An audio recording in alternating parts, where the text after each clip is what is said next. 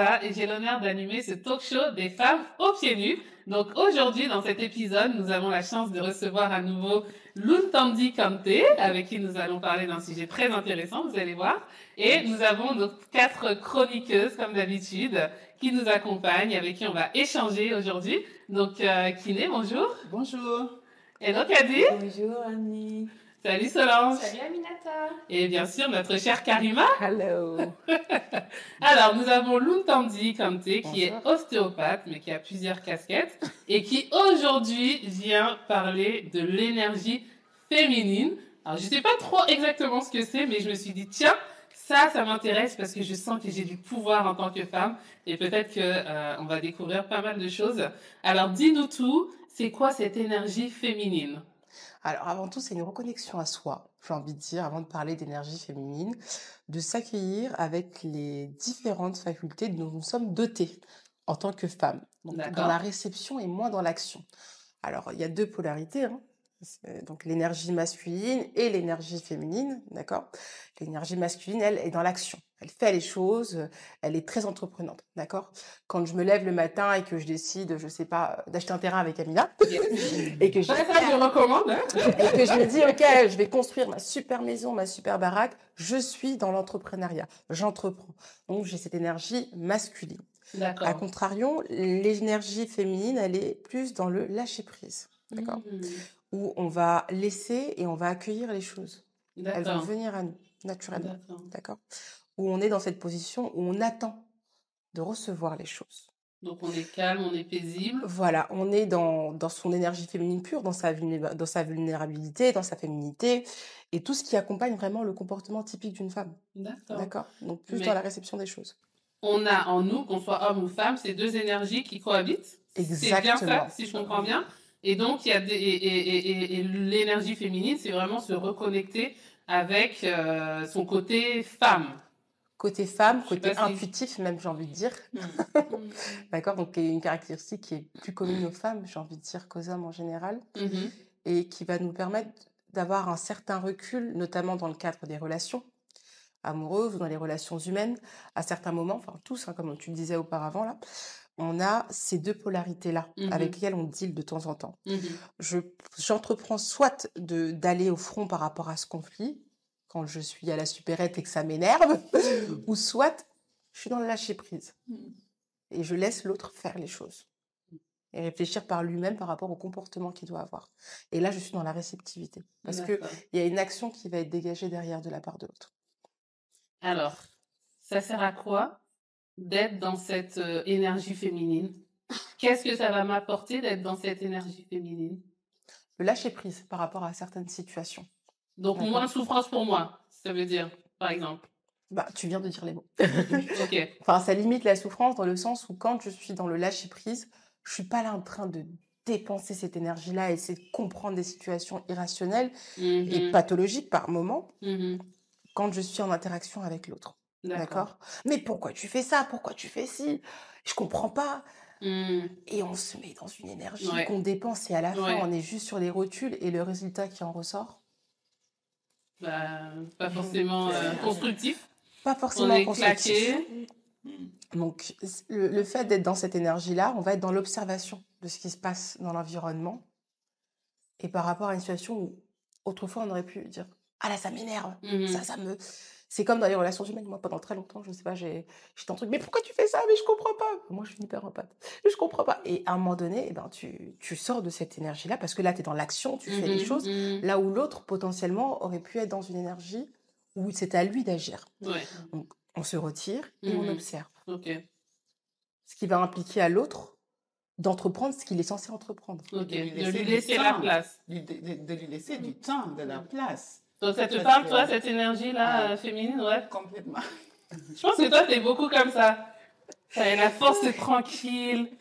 Tu accueilles les choses, ouais. Je suis les 2, mais c'est vraiment agréable d'être dans l'accueil. C'est vraiment parce que c'est dans l'énergie féminine qu'on est dans l'accueil aussi. On reçoit, je veux dire, on laisse du temps à l'autre. Tu peux être aussi dans l'énergie masculine à vouloir bouger les choses, changer les choses, penser qu'on peut faire les 2 chemins. Alors que le point de rencontre, c'est au milieu. on peut pas faire sa part des choses et faire la part des choses de l'autre. Oui, d'accord. Et être dans l'énergie féminine aussi, c'est laisser à l'autre le temps dont il a besoin pour qu'on se retrouve au centre. Moi, je le visionne un peu comme ça. Je ne sais pas si ça je vois. Moi, je trouve que c'est une belle image. Vous, ça vous parle, les filles, moi, ça me parle parce que je me dis qu'en fait, j'ai toujours eu plutôt l'énergie masculine. Et c'est qu'à partir de l'âge de 40 ans que j'ai commencé à me poser des questions. Parce que j'ai toujours été, depuis toute petite, la vie a fait que j'ai été amenée à être responsable très jeune. Donc, j'ai toujours tout fait toute seule, tout géré, tout ça. Et toujours tout anticipé. Et j'aimais même ça, en fait. Je prenais mon calendrier en janvier. Alors, mars, il y a ça, là, tout était organisé. Toujours dans l'action. Toujours dans l'action. Et à 40 ans, je me suis dit, mais en fait, stop. Et à 40 ans, c'était il y a combien de temps? Il y a 6 ans. Parce que tu ne les fais pas du tout. C'est juste incroyable. Ben non, il y a 7 ans. Je dis n'importe quoi, j'ai eu 47 ans. Ah oui. Énergie féminine. J'ai eu 47 ans il y a 2 jours, donc 7 ans. Je me suis posé beaucoup de questions. Et là, justement, l'énergie féminine, parce que je pense qu'elle n'est pas innée, en fait, je voulais dire, j'ai dû la chercher et me dire, mais stop, qu'est-ce que je veux réellement Et puis, j'ai refait ma vie à cet âge-là. Et quand j'ai refait ma vie, je me suis rendu compte que je suis tombée sur quelqu'un qui, justement, lui aussi, il avait une énergie masculine énorme. Voilà. Et donc, je me suis dit, mais justement, laisse un peu, tranquille. Et là, je me suis mise en mode énergie féminine et je suis toujours. Et je comprends tout à fait que ça fait du bien. On se retrouve, on se recentre, on sait qui on est, vers où on veut aller, etc. Mais je pense que, du coup, elle n'est pas innée, cette énergie féminine. Je sais pas comment, ou alors elle arrive en fonction du vécu de la personne, parce que le lâcher prise, c'est très difficile. Je sais pas si ça, il y a des gens peut-être qui sont comme ça depuis la naissance. Moi, j'y arrive pas tout le temps et c'est quelque chose de nouveau. C'est un travail, c'est une recherche, je pense. Je pense qu'il faut vraiment se casser la gueule. Enfin, pardon. Mais après, c'est subjectif, voilà. Il y a des moments où tu vas peut-être te casser la gueule, où tu n'auras pas d'autre choix, en fait, que de lâcher. Tu n'auras pas d'autre choix que de lâcher. Après, pour cette histoire d'énergie, je pense qu'on a toutes des facultés de base. Elles sont soit très développées, ou soit elles se développent avec le temps, en fonction de comment on est stimulé. Donc après, peut-être cette phase de remise en question-là, ça a permis justement de faire développer ce truc-là. De, ok, je laisse l'idée, je laisse aller à l'action, je laisse faire, je laisse aller au front. Et puis là, je vais aller vers un autre point. Voilà, tout va bien se passer. Tout va bien se passer. Parce que je pense qu'il faut lâcher prise. On peut, à mon avis, lâcher prise quand on a un peu confiance, quoi. On se sent en confiance, on se dit, ok, ça va aller, j'ai confiance, demain sera meilleur, tu vois. Parce que sinon, t'es là dans le contrôle, à vouloir tout gérer, je sais pas, c'est un peu comme contrôle ça que fric. Voilà, tout le temps, et c'est vrai que c'est épuisant. C'est épuisant, franchement. Et même, je pense qu'on le garde un peu. Moi, je l'ai encore un petit peu. Je me dis, alors, puis après, je me dis, tranquille. Et je pense que l'Afrique, le Sénégal notamment, m'a beaucoup aidée parce que je me suis rendu compte qu'on va se speeder, se stresser sur des situations où tu as en face une personne qui va dire, ah, ça va, tout va bien, Dieu est grand et tout. Et après, tu te dis, mais en fait, moi, je suis la seule à être comme ça. Tranquille. C'est très dur pour moi de me dire tranquille, C'est une phrase que je déteste. Ah non, là-dessus, je te juge pas parce que avant d'arriver justement à Dakar et jusqu'à présent, contrôle fric. Et en fait, je me dis qu'il n'y a pas d'hasard. Donc du coup, ici, tu es vachement obligé de relativiser, de regarder autrement, en fait, de lâcher prise en fait. Parce que tu vas faire A ou tu vas faire B. Et ça, c'est pas la peine de chercher, en fait. Mais tu veux juste un peu pousser parce que je trouve que oui, mais je pense qu'un des soucis, c'est où... parce que j'ai entendu un podcast ce matin qui était sur cette question d'acceptance. Et il y avait une dame qui avait dit que pour elle, souvent quand les gens disent lâcher prise, accepter, que souvent il y a des moments où tu ne dois pas. Et souvent, je trouve qu'un des soucis ici au Sénégal, c'est qu'il y a des moments où nous avons accepté des choses, il y a trop de lâcher prise, et nous n'avons pas assez lutté contre ce qui doivent être une lâcher prise pour tout le monde. Vous savez, le lâcher prise peut être pour nous. Mais pour des autres gens, ils souffrent. Tu vois, ils sont vraiment dans cette autre énergie, juste parce que nous, on avait dit que l'éducation... Oui, mais l'éducation peut être là-bas, l'état de santé peut être comme ça, et ça fait que c'est pas... I don't know. Oui, parce que je comprends. Oui, je pense que c'est comme tu as dit, mais parce que je pense qu'un des grands défis actuellement pour moi maintenant, c'est qu'est-ce qui mérite une lâcher prise ici au Sénégal et à quoi on lutte. Faut choisir ses combats. Oui, mais quels sont les combats que nous tous, on doit révolter à l'échelle nationale? Oui, et même pas à l'échelle nationale, oui, mais même parce que l'impact sur nous, sur le quotidien, est énorme. Tu vois, c'est énorme sur nous, sur le quotidien, et ça impacte tellement de gens sur comment on voit ça. Maintenant, en termes d'énergie féminine et énergie masculine, je trouve que c'est très intéressant parce que aussi, je pense que aussi il y a tellement un poids pour nous les femmes d'accepter ces façons d'être masculines dans le monde. Tu es entrepreneur, allez faire, fais ça, tu pitches, tu fais ça, tu fais ça, tu fais ça, tu es toujours en mouvement. Et justement, ce que tu parles, à ce moment, le lâcher prise de quand est-ce que les choses vont venir chez moi. You know? Quelle fois j'en ai que ce que j'ai mis dans le monde va me retrouver. Je pense que souvent, ça c'est aussi où c'est... Oui, c'est difficile de dealer avec les différentes casquettes. Voilà, enfin, par exemple, à titre personnel, moi, je suis beaucoup dans cette polarité masculine. Parce que c'est quelque chose qui me fait bouillir. Aller à l'action, entreprendre, faire beaucoup de choses, mais dans le perso qui peut beaucoup me coûter. Parce que honnêtement, hein, moi, je suis très transparente sur ce genre de sujet-là, où tu as beaucoup de mal à l'idée ou à laisser le lead à quelqu'un d'autre. Ah, mais clairement. Parce qu'il faut que ça fric, il faut que ça contrôle, il faut que ça... Moi, j'ai toujours dit que j'étais un mec. Tu te casses la figure. Je me reconnais beaucoup là-dedans, mais c'est vrai. Hein. Déjà, et c'est pas volontaire, mais c'est soulageant et c'est... Et tu prends la popularité de Je pense que beaucoup de femmes entrepreneurs doivent avoir quand même ce côté très... Oui, voilà. Masculin, non? Oui, on l'a, mais à un moment donné, cette polarité-là, elle doit s'inverser. Moi, c'est le truc que j'ai appris dernièrement parce que je me suis cassé la figure et j'en suis vraiment contente parce que j'ai pas su donner cette polarité-là à l'autre et reprendre une autre forme d'énergie. Mais l'acte de créer... Ça me parle à 100%. L'acte de créer, je trouve, parce que le problème, je trouve, avec beaucoup de femmes entrepreneurs, c'est que l'acte de créer, d'avoir une idée. Encore, j'ai entendu quelqu'un l'autre jour qui a dit la plupart des personnes ont devenu des entrepreneurs parce qu'en fait, ils ont une idée et ils ne voyaient pas ça dans le monde. Et ils ont dit que bon, je vais le mettre. Mais c'est quelque chose de très personnel. Et en fait, c'est très féminin, ça. C'est très intuitif. Je vais le faire ça, je vais le faire ça. Maintenant, de faire pousser ça, de faire ça vivre, c'est là où les masculins arrivent, je pense. Mais je pense qu'à la base, beaucoup de nos idées, ça vient d'un état... par exemple, pour moi, quand je vois toutes les créations que j'ai mises dans le monde, c'était pas un processus très différent que le processus de donner naître à mes enfants.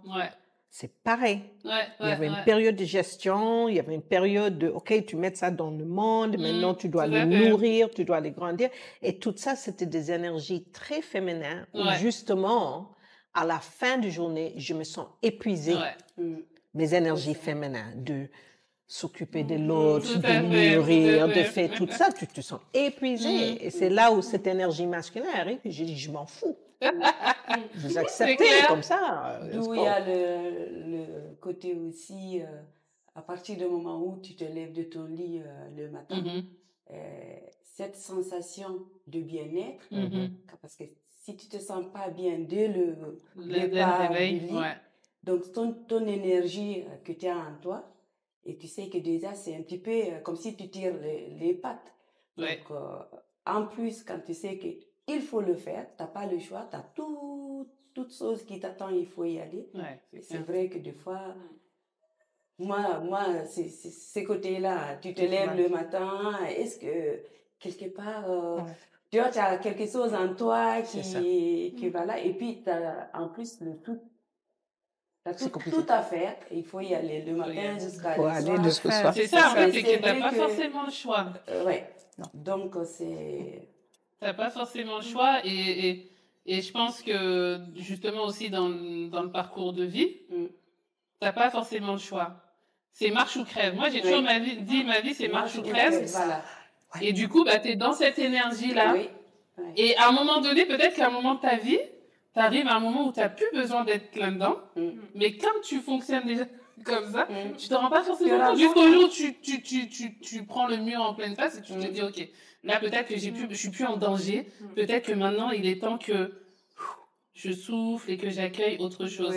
Mais c'est vrai que, mais Karima disait une fois dans un épisode que le matin justement, on sait déjà qu'il y a les enfants, il y a la bouffe, il y a ceci, il y a les collègues, machin et tout. mais est-ce qu'on va pas prendre aussi juste 5 minutes pour souffler, pour prier, pour méditer, machin. Et ça, c'est aussi peut-être de notre responsabilité de dire, voilà, je prends ces 5 minutes, c'est pas grand-chose, mais peut-être ça peut m'aider quand même, tu vois. 5 minutes de méditation. Et ça, c'est vraiment, je pense que plus ces énergies féminines. De prendre ce temps d'aller à l'intérieur de soi-même au lieu d'aller à l'extérieur, quoi. Et d'ailleurs, souvent, on aime ça. Je sais pas si c'est pareil pour vous. On aime bien avoir ces moments où il y a personne dans la maison. On va pas t'appeler, tu vas être tranquille. Tu vois? Moi, j'adore. Ce moment-là, tout seul, j'adore. Non, mais ce qui est terrible, j'en parlais l'autre jour, c'est le moment où le mari, les enfants, tout le monde part. Moi, mon problème, c'est que je veux que tout soit nickel, arrangé, propre. Quand tout le monde est parti. Pour pouvoir profiter. Ah oui. Et souvent, une fois que tu as passé le balai, la serpillère, tout est rangé, au moment où tu mets ta petite musique pour pouvoir te poser, c'est là où tout le monde est. Oui, c'est fini, voilà. Et c'est là où tu te dis, non, je dois faire ça. C'est pas clair. Oui. Moi, c'est le contraire. J'avais même envoyé un message une fois à Kadia. J'arrive, je laisse mes chaussures comme ça, le truc que je peux pas faire dans les enfants. Je me mets sur le canapé avachi, je bois, je mange, je regarde ce que je vais regarder. Je sais que voilà. C'est vraiment le moment où je me dis. Tu lâches. Là, je lâche la terre. Ouais. Que je peux pas le faire Je peux devant. pas bien faire ça. Enfin, c'est ça, ouais. Non, moi, je vais m'asseoir là, je vais voir le pauvre qui est là-bas, là, qui n'est pas à sa place. Ah oui? Ah non, lâcher prise. Mais c'est là où il faut lâcher prise. Ouais. C'est là où il faut lâcher. Parce que... Et puis, c'est un moment aussi à se dire, même si c'est comme on crée un moment de solitude, et c'est pendant ces moments-là aussi, ça nous amène à pouvoir mieux réfléchir, parce qu'on est mieux apaisé. C'est clair. Et l'isolement, c'est pour se faire du bien aussi. Hein. C'est clair. Parce qu'on est tout le temps dans le mouvement, ça crie, tu cries, un moment de calme. Bah, tu te retrouves. Tu te reconnais, comme disait Lou tout à l'heure. D'ailleurs, ici, on a du mal à trouver ce temps. Ça, c'est le truc, je trouve, au Sénégal, c'est que quand tu veux être seul, c'est très compliqué. Il y a toujours quelqu'un qui vient sonner. Qui vient sonner, nanana. Et sonne. Voilà. Attends aussi que la porte soit verrouillée, sinon la personne va rentrer direct. Et je faisais des blagues à des copines en France quand elles m'appelaient, je disais, je peux même pas déprimer tranquille. S'il y a un jour qui va dire, j'ai envie d'être dans mon canapé et déprimer comme on fait en France. Donc tu fais quoi? Je suis sur mon canapé, la déprime. C'est clair. J'ai envie de revivre. Mais c'est pas possible. Si quelqu'un vient et te voit comme ça, qu'est-ce qui se passe? Donc je peux pas déprimer une journée. C'est drôle. Mais en fait, voilà, on a besoin de trouver ce petit temps. Moi, je le trouve au bureau. Quand j'arrive au bureau, c'est là que j'ai mon temps avant que qui que ce soit arrive. Je peux décompresser. Mais en fait, vous prenez plusieurs charges mentales. Moi, je suis pas vraiment, mais tu te rends compte que tu as la charge mentale du conjoint des enfants, tu as la tienne, tu as tes bagarres. Et puis après, tu peux pas montrer ou aller chercher cette aide-là forcément toujours avec le conjoint. Tu vas pas forcément l'avoir. Tu vas pas l'avoir avec tes enfants. Donc, ça fait beaucoup à gérer. Donc, il y a forcément un moment donné où tes batteries elles vont être amorties. Ah oui, voilà. Donc, il faut un temps de coupure où tu refais le point avec toi-même, où et que tu te retrouves pas un jour, un 4 matin, et il t'explose en larmes. Enfin, si, c'est bon, c'est curatif de pleurer. Moi, je le fais souvent, ça fait beaucoup de bien. Ça permet d'extérioriser sainement les émotions, mais faut se dire qu'il y a quand même plusieurs charges mentales autour. Oui, énormément. Donc, je pense aussi une chose avec l'énergie féminine, en tout cas de mon point de vue, c'est de aussi regarder qu'il y a plusieurs saisons dans notre vie. Oui. Parce que je pense qu'une des choses, c'est que il y a beaucoup de choses qui prennent fin, il y a des choses qui naissent, il y a des changements. Et souvent, ces moments que tu parles, ce sont des moments nécessaires pour nous, pour sentir où nous sommes. Parce que souvent, le problème, c'est qu'on ne donne pas, et ça, c'est par exemple, très typiquement ici, je trouve que par exemple, dans une saison de deuil, tu fais ça globalement, tu sais ça collectivement. Et les gens vont te dire, il faut pas pleurer parce que la personne va pas, c'est pas bien, c'est pas bien. Mais en fait, la cycle qui est un processus que tu es obligé de passer, tu n'as pas l'espace de passer. Et en fait, je trouve qu'il y a tellement de saisons que cette vie moderne ne nous laisse pas passer. Tu vois le temps. Par exemple, les choses qui prennent fin. Tu as le droit que tu sens lourd quand les choses prennent fin. Que tu pleures, que tu dis, OK, je suis fâchée, je pense ça, je là. Quand les choses sont nettes, c'est pareil de l'autre côté, que je me donne la permission d'être content, d'être joyeux, de voilà. Et je pense que ça, c'est aussi, c'est un élément essentiel avec l'énergie féminine, c'est que on sait que notre corps est composé par ces différentes saisons. On a ces différents tempéraments. On sait que les histoires des hormones font mais que qu'est-ce que chacun nous apporte pour qu'on puisse faire la leçon ou tirer la leçon ou être avec. Et ça, c'est très, très dur. Je trouve que un peu c'est là où l'énergie masculine, la vie est organisée par une énergie masculine très patriarcale où c'est agir. Agir. Tu fais. Et la réflexion, tu fais en 15 minutes, 20 minutes. Right? Dans une pause de méditation. OK, demain, tire, go. Souvent, on ne se laisse pas de répit. C'est ça. Mais tu sais, il y a aussi dans ce que tu dis, il y a le temps et il y a aussi le fait que, ici, en particulier dans nos sociétés ouest-africaines, c'est le collectif aussi qui prime. C'est ça. C'est-à-dire que l'individu quasiment n'existe pas. On est tout le temps dans le sacrifice. On demande à l'individu de se sacrifier pour le collectif. C'est ça. Et du coup, à un moment donné, comment tu fais pour ne pas exploser? C'est une cocotte minute pour moi. Ça. Donc, tu n'as pas le temps et tu n'as même pas le droit, à un moment donné, de pleurer ton mort. En plus, on te fait culpabiliser puisqu'on te dit que tes larmes lui font mal. C'est ça. Et ça, je trouve ça horrible. Je trouve ça horrible. Donc, il y a vraiment ce truc qui pèse, et aussi bien sur les hommes que sur les femmes, où voilà, il faut faire face, on est fort, tout va bien, la vie continue, et effectivement, on n'a pas ce temps pour pleurer, pour s'effondrer, parce que ça fait partie des états, comme tu disais, des cycles. C'est très difficile, je trouve. Et je trouve que ça joue beaucoup dans nos relations si tu es avec un homme, parce que les hommes n'ont pas vraiment toujours le droit d'exprimer cette énergie féminine. Et quand c'est un deuil, quand c'est un changement, quand c'est quelque chose, les hommes vont foncer, ils vont continuer avec les bêtises, mais les moments où ils ont besoin de juste dire « Hey, je me sens pas bien » ou quelque chose m'a choqué ou quoi, ils n'ont pas toujours un espace. Et je me demande si nous-mêmes, on n'accepte pas cette énergie féminine, comment on accepte ça dans nos hommes, dans nos conjoints. Tu vois? C'est vrai que c'est vrai, hein, c'est une vraie problématique. Moi, je sais que personnellement, avec mon mari, il a, je trouve, une énergie féminine je sais pas s'il en a conscience, il met pas forcément les mots là-dessus, mais moi, je le vois, et qu'il assume totalement, et que moi, j'accueille aussi, et je me dis, c'est sain. Parce que ça sort, et tu sens aussi que dans la relation, du coup, c'est fluide.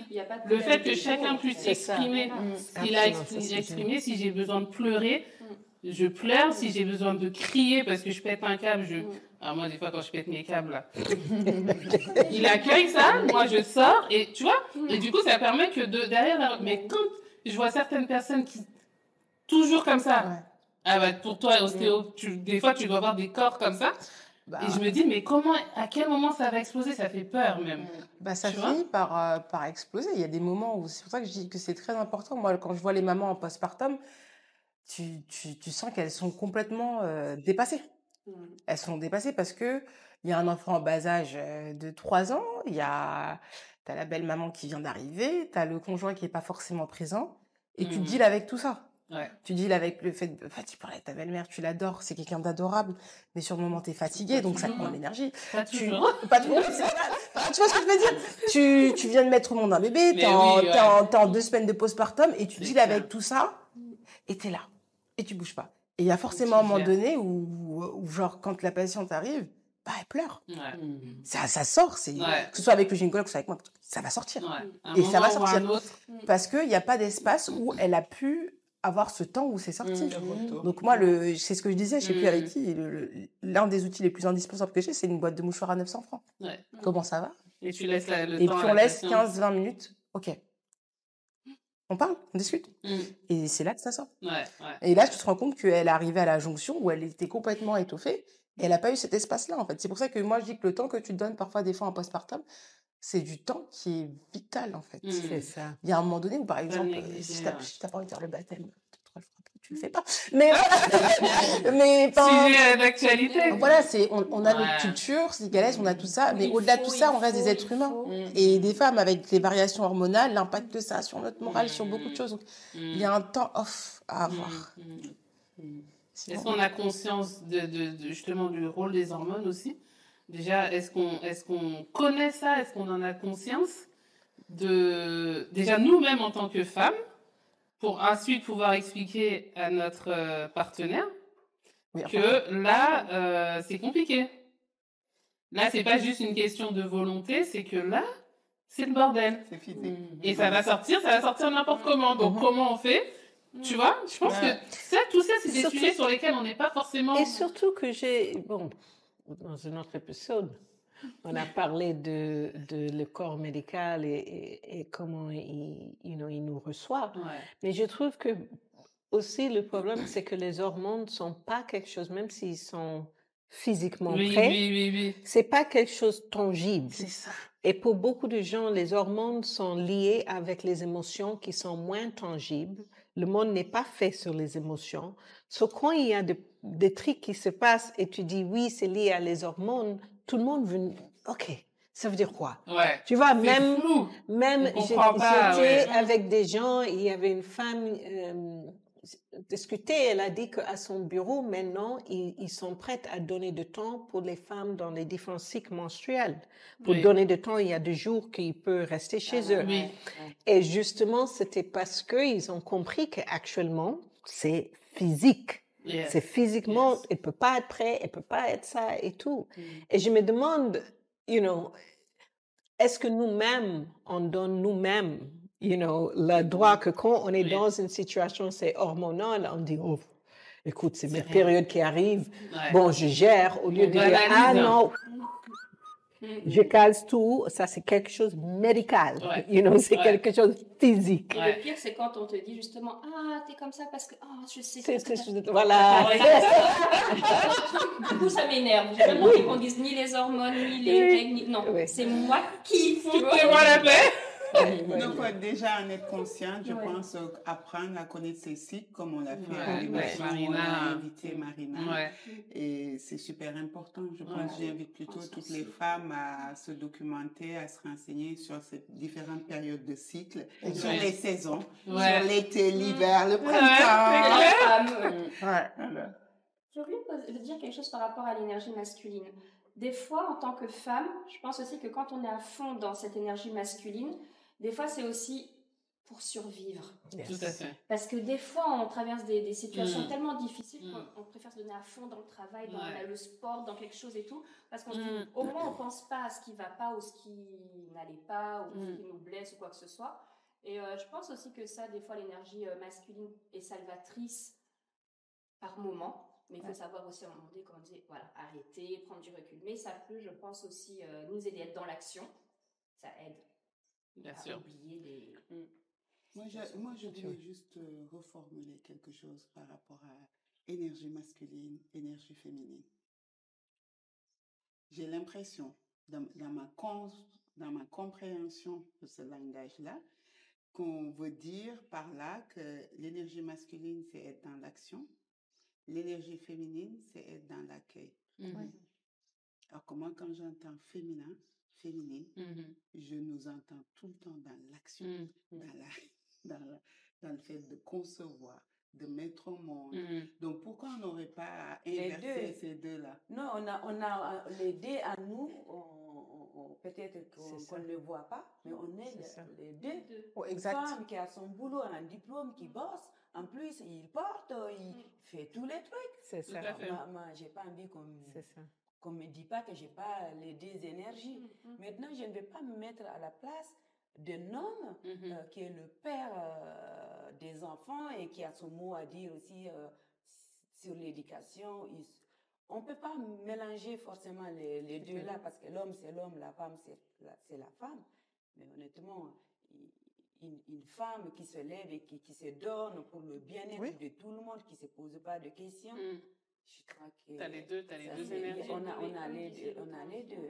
On gère le mari avec tous les trucs, on gère les enfants avec tous les trucs, il faut rassurer tout le monde. Et toi, tu n'as rien pour toi, qui gère pour toi tous ces trucs. Tu peux aller dans la salle de bain. C'est clair. Tu te gères. Tu files dehors. Est-ce que ça va t'aller? J'ai mal dormi parce que j'avais ça à faire. On sent le vécu, hein? On sent le vécu. Oui, c'est un vécu, ça. On l'a, vraiment. Non, on a les deux, mais effectivement, oui, ce que moi, c'est l'appellation. Oui, c'est ça. Parce qu'effectivement, je me perds un peu. Oui, les femmes sont beaucoup dans l'action. Mais peut-être qu'il y a plus ce côté... Pourquoi l'action est appelée énergie masculine? Je pense que on n'est pas d'accord. Non, moi, je suis pas d'accord. Ou j'ai une mauvaise compréhension. J'aimerais bien... On a ce caractère intuitif-là.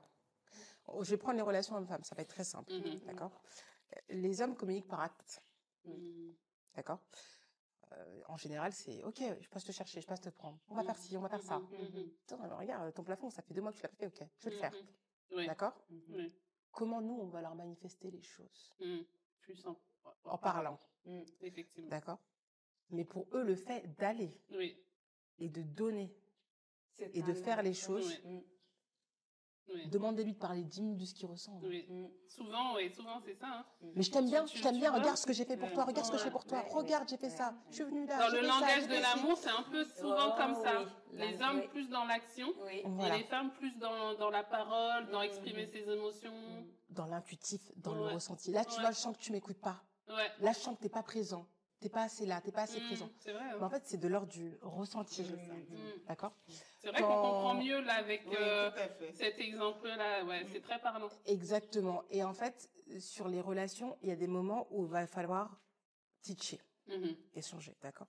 Et c'est ce qui permet aussi, on va dire, pas tout le temps spécifiquement de voir quel genre de personne on a en face de nous avant de rentrer en relation. Parce que ça permet de donner quelques teach, quelques codes, d'accord?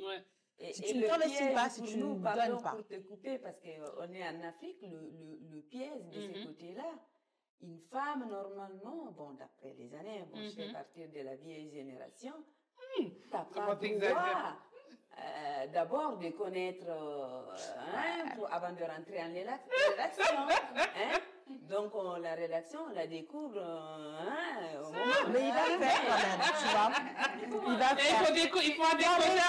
Non, mais sérieux, il va faire quand même. Si ta mère, elle a une galère, elle empagne à Gedjouaï, il va rouler aller la chercher. Parce que donc, ça va te montrer quand même ça va te quelque montrer chose. quand même qui tu es. Il faut montrer. Oui. Sans avoir trop de proximité, tu peux détecter des trucs. Mais vous savez, quand même, il y en a, on les offre. Non, t'as raison. Il ne sait pas. T'as raison. C'est les amis qui se sont aimés, oui, qui sont ou le cousin, le truc qui l'a amené et est arrivé là-dedans. Ça, c'est une vraie réalité. Après, ça coince. C'est ça. J'aime pas ta costume. Tu disais que ça? Tu vois? Donc, c'est vrai.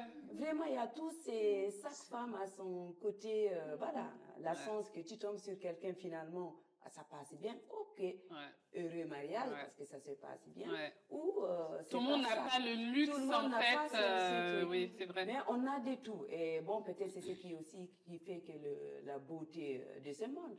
Non, c'est pas la beauté, parce que c'est toujours la femme après qui gère. Ok, d'accord. Non, prends sur toi, ça va aller. C'est Mougnol. Toujours toi qui mougnole. Mougnol, c'est comme ça. Mais il faut apprendre à jongler dans un couple sain, je pense, avec les polarités. Parce qu'à un moment donné où lui, il va être au fond du fond, peut-être qu'il a des galères avec son entreprise, ou il a des trucs. Et en fait, c'est à toi de l'idée. C'est à toi de dire, ok, vas-y. Bon, là, je prends la charge, ok. Et après, boum, il reprend la charge. Et toi, tu reprends ta place. Et c'est comme ça que c'est sain. Après, il y a des couples qui fonctionnent que comme ça, hein. Que énergie féminine, énergie truc. Ah, moi, mon mari, ça fait 50 ans qu'ils sont ensemble. C'est rodé, c'est comme ça. Il y en a d'autres pour qui ça fonctionne inversement. Par cycle, peut-être, comme Karima elle disait, l'histoire du cycle, de cycle et de saison. Voilà, en fonction des saisons, c'est ça que je cherchais. Moi, je voulais rebondir parce que ce que tu as dit, Kiné, ça m'a fait tilt parce que tout à l'heure aussi, quand tu as dit, voilà, il y a l'énergie masculine et l'énergie féminine, je me suis dit, qui a dit ça déjà? Parce que bon, après, je me suis vraiment dit, ok, lâcher prise. Mais justement, j'ai eu une image, je ne sais pas si vous l'avez aussi, l'homme donne et la femme finalement reçoit, accueille et tout. C'est l'image de la relation sexuelle. Oui, c'est basé aussi sur ça. Voilà, de la position du missionnaire qui est celle la plus connue, je pense. où c'est l'homme qui est dans l'action, qui donne, la femme qui reçoit. On reçoit, et on reçoit aussi le sperme, parlons clairement, et c'est toujours, en fait, cette image-là, finalement, qui revient. Donc, je me dis, tout est on reçoit et on accueille. Et on accueille. Voilà. Les conséquences. Voilà. Et après, on peut être dans l'action aussi. Hop, on peut prendre, comme tu disais, on peut changer de position. Donc, voilà. Et je trouve que cette image-là m'a frappée. Je me suis dit, bon, d'accord, allez, accepte le terme énergie masculine, féminine, parce que c'est ça. Mais sur le coup, après, je me suis dit, mais bon, quand même, quand on a l'énergie, on choisit l'énergie féminine, c'est parce qu'on le veut bien, en fait. Et là, tu vois, on est obligé parce qu'on veut toujours. Et puis, c'est pas mal, de toute façon. C'est pas négatif. Oui, voilà, c'est pas négatif. C'est juste que ce sont des énergies différentes, c'est ça que je comprends. Voilà. Et que tu as un moteur là, tu as un truc qui fait que tu es plus orienté comme ça ou comme ça. Mais après, ça doit être un équilibre, à mon avis, aussi. Oui, c'est ce que je disais. À trouver. Mais c'est vrai que. Et aussi d'avoir de bons modèles, parce que je pense que c'est. Je pense que ça, c'est un peu ce que j'ai entendu quand tu parlais, Kadine, c'est que il faut qu'on ait de bons modèles, parce que chacun de nous, comme tu disais, si on a grandi dans des environnements où c'est la survie, pour beaucoup de nos mamans, beaucoup de nos tantes et tout, l'énergie masculine, c'est ça qui domine. Et c'est ça qui devient la définition de comment tu es féminin. Tu vois? Par exemple, quand on parle et moi je vois plus une définition où c'est où je mets l'énergie. Il y a l'énergie qui va à l'extérieur, qui est masculin. Il y a l'énergie qui va à l'intérieur, qui est plutôt, va vers soi, qui est pour moi, qui est plutôt féminin. Mais par exemple, où sont les exemples de ce deuxième type d'énergie? Et comment on a accès à ça? Tu vois? Comment on a accès de ça? Où sont les bons exemples? Parce qu'il y a plein d'exemples qui sont aussi très négatifs. Les femmes sont très passives et c'est là où les hommes sont très agressifs. Ou pareil, les femmes sont très agressives, les hommes sont passifs. Où est-ce qu'on se situe?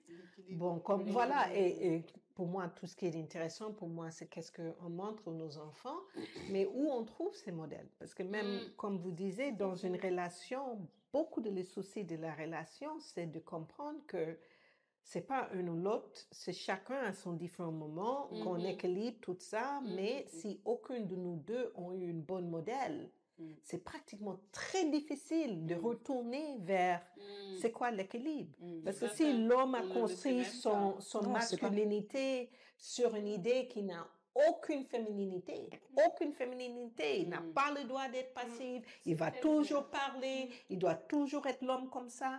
C'est très très difficile pour femme pour trouver son rôle. Pareil, si une femme a toujours une idée d'un homme qui, toi, tu dois, je donne un exemple. L'autre nuit, Michael a dit, moi, souvent, je veux juste dormir, mais j'ai toujours, Karima veut que je vois que toute la maison est bien fermée et tout. J'ai dit oui, parce que pour moi, ça, c'est une idée très masculine. C'est l'homme va fermer la maison. C'est vrai. Il va alors que, s'il n'est pas là, c'est moi qui le fais. Exactement. Tu vois, mais ça, c'était quelque chose. Et là, quand il m'a dit ça, c'est là où j'ai dit, mais attends, tu es en train de lui carrer dans quelque chose qui est bête. Tu vois, c'est une idée dépassée de c'est quoi un homme ou c'est quoi masculinité. Mais je pense que si tu n'as pas ces idées ou ces repères pour dire qu'est-ce qui me va, qu'est-ce qui me va pas, souvent c'est très difficile de même trouver cet équilibre entre nous, quoi. Tout à fait. Tu vois, de dire, OK, bon, je suis bien féminin ou je suis bien masculin, c'est compliqué. C'est une affaire de communication aussi. C'est une affaire de communication et comment tu te sens au final. Déjà, tout le monde, il n'y a pas de modèle, j'ai envie de dire. Il y a des groupes qui vont être hyper ouverts, d'autres qui vont être... En fait, c'est voir ce que l'autre te propose, ce que tu lui proposes. Je pense c'est est-ce que ça matche ou pas. Et quand ça matche pas, même physiquement, moi ça m'arrive des fois, je peux pas piffrer la personne, c'est bon. C'est juste, il n'y a aucune explication rationnelle. Il y a des choses qui vont très bien physiquement, mais ça ne va pas. Mais ça, c'est pas la discussion, non? C'est pas la discussion. Pardon. Non, mais je voulais juste montrer notre modèle. Continue, ma sœur. Oui, c'est vrai, elle a raison. Mais au final, quand t'es pas épanoui dedans et t'as pas ce que l'autre est censé donner ou ce que toi tu es censé donner, tu le sais tout de suite. Mais je pense que ce que j'entendais moi quand Karima parlait de modèle, c'est un mode. Par exemple, nous on est beaucoup toutes aussi dans des énergies masculines, je pense sur le plateau là. Mais un modèle de j'ai ce modèle de femme, justement, avec une énergie féminine, et en fait, c'est cool, ça va aller, tout va pas s'effondrer, tout va bien. Moi, c'est ça que j'entendais, tu vois. Parce qu'à un moment donné, quand t'es là-dedans, comme je disais tout à l'heure, c'est marche ou crève, et t'as l'impression que si t'arrêtes d'avancer, ou si tu t'es plus dans cette mécanique, et ben, tout va s'effondrer. Parce que peut-être ça pas le modèle. Et surtout, pour moi, à le plus qu'on gagne d'âge. Parce que moi, la question que je demande, soixantaine ressemble à quoi? 70aine, ça ressemble à quoi? Et, pour moi, les modèles qui existent, c'est que ce sont des modèles que soit c'est une maman qui est à la maison, très calme, douce, main croisée, tu vois, elle se déplace ici, ou tu as ces femmes qui sont toujours dans les bas de vie, tu vois. Mais aussi en train de toujours assurer que la quotidienne est assurée ou quoi. Qu'est-ce que ça veut dire quand tu arrives à soixantaine que tu es en train d'équilibrer ces deux énergies? Ça ressemble à quoi? À 55, ça ressemble à quoi? Tu vois? Non, c'est une très bonne question. Mais où sont nos modèles? C'est tout. Tu vois, moi, je suis toujours dans je cherche quand je lis tout ce qui est populaire, la culture populaire. Je regarde les femmes, je dis, elle est là, 53, 55. Waouh! Ça va! Mais je vois toujours cette énergie masculine, très sexuelle, tout ça. Ou bien je vais voir une autre femme, oh, Maya Angelou, oh, calme, plein de sagesse. C'est souvent l'un ou l'autre, quoi. C'est exactement. Et comment on se retrouve?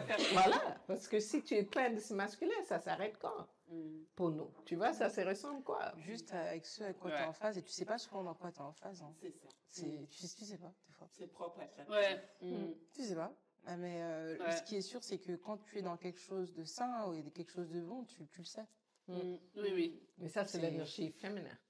Voilà. Exactement. Yes, on a compris c'est quoi? C'est un truc où tu deals. Voilà, tu vois. Comment expliquer ça? C'est quand est-ce que je vais être dans ça? Quand est-ce que... En fait, il y a ce recul après où tu vois dans quelle énergie tu es. Mais en fait, au final, tout dépend de comment tu vas te sentir, tout bonnement. Est-ce que apprendre à se connaître quand même, alors. Exactement. Il faut avoir ce temps. On apprend tout le temps à se connaître. L'intuition qui parle parfois là. C'est quoi le côté l'intuition aussi? C'est notre force, ça. Voilà. En tant que femme. Qui parle, il faut écouter ça. Il faut écouter. C'est vraiment, c'est important. C'est quand on l'écoute pas qu'on généralement on se ramasse. Hein. Tu sais, des fois, tu sais que tu es en train de faire une connerie, tu l'as fait jusqu'au bout. Pourtant, ton intuition te dit non, ça va pas marcher. Mais là, tu forces. Ah oui, et puis voilà. Et après, bim, dans le mur. De somatiser quand on n'a peut-être pas dit les mots, quand on n'a pas réglé peut-être ce qu'il y avait à régler au moment où il fallait le faire, je sais pas trop. On dit ce que tu dis pas, ton corps l'imprime. Voilà, comme ça c'est clair. À un moment donné, il y a des choses, ça sort toujours dans le corps, quoi. Enfin, ça peut sortir facilement, donc c'est comme par exemple le syndrome de Takotsubo. Les couples qui ont été ensemble pendant 30 ou 40 ans, quelques mois après, on peut avoir le conjoint ou la conjointe qui décède du syndrome du cœur brisé, en fait. Oui, et pourtant, physiologiquement, tout va bien. Ils partent à quelques mois, voire quelques semaines ou jours d'écart et... Voilà, ou l'arrêt spontané des règles à la suite de l'annonce d'un décès. Donc Ouais. Bon, c'est un autre sujet qu'on n'a pas le temps d'aborder, mais qui est aussi très intéressant d'analyser et de comprendre. Hein. Ok, un mot de la fin, les filles? Moi, je dirais que quand on fait un choix, ça peut encore nous arriver, bon, j'espère pas pour celles qui sont en couple, mais pour celles qui ne le sont pas et qui souhaitent le devenir, quand on fait le choix de la personne avec qui on va vivre, c'est bien de pouvoir prendre le temps de voir si la personne qui est en face de nous est en accord avec cette énergie féminine, qu'il arrive à l'exprimer et la faire vivre, parce que ça nous aide énormément. Moi, j'ai eu cette chance-là, justement, même pendant ma grossesse et tout. Je me disais, mais il a déjà accouché, c'est fou, comment il sait ça? Je pense que c'est un modèle, apparemment, il a dû le voir dans sa famille, certainement. Et je pense que ça aide beaucoup. Donc, pour celles qui nous regardent, en tout cas, qui doivent faire leur vie et tout ça, quand vous rencontrez la personne avec qui vous voulez faire votre vie, prendre le temps de voir s'il a vraiment cette petite sensibilité de pouvoir accepter cette énergie qu'il a en lui et qu'il doit faire sortir. Voilà, moi, je dirais l'énergie féminine, qu'un homme accepte de la faire sortir, parce que ça nous aide beaucoup dans le quotidien. Pas faux. Kadi? Je dirais oui, surtout de ne pas changer ses habitudes, sa propre personnalité pour quelqu'un d'autre. Ça te permet d'avoir une bonne énergie pour pouvoir la distribuer. Si tu l'as pas, ça sert à rien d'aller de gauche à droite. Ouais, Soi-même d'abord. D'être soi-même. Tes propres, ce que tu es, ta personnalité, faut pas la changer sinon ça finit par... ne change pas ta personnalité et aussi ne pense pas que l'autre va changer. En tout cas, n'essaye pas de faire changer sa personnalité à l'autre. Mais si toi-même tu modifies, tu changes, en fait, tu pourras pas t'épanouir. Ouais, t'épanouir ou donner tôt ou tard. Que tu vas te retenir. Voilà, tôt ou tard, ça va basculer. Dans le côté obscur de la force. Ouais. Merci. C'est mon tour. C'était très intéressant.